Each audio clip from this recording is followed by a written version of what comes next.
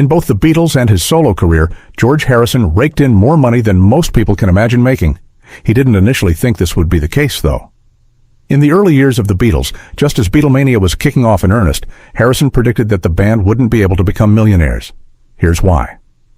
In 1964, the Beatles were beginning to see immense success. They were popular enough that one interviewer asked Harrison if he was a millionaire. He quickly denied this. "It's so hard to become a millionaire," he said in a 1964 interview with the BBC per American Songwriter. "Maybe if we were just a solo act, then whoever it was, you'd probably be a millionaire. But with four, it's hard." He hoped they'd be able to make this much money, but he didn't think it was likely. "If we'll ever be millionaires, we'd probably be all right," he said.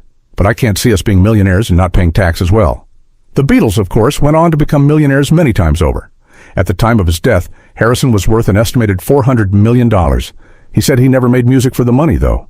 "It's not for the money that I do what I do. It was never for the money, really," he told Rolling Stone in 1979. "We hoped we'd make a living out of it when we, the Beatles, were teenagers. We hoped we'd get by, smiling. But we weren't doing it for the money. In fact, the moment we realized we were doing it for the money was just before we stopped touring, because we were getting no pleasure out of it." According to his mother, though, Harrison was always very aware of his finances. He was always very serious about his music and the money, his mother Louise said in the book, The Beatles, the authorized biography by Hunter Davies. He always wanted to know how much they were getting.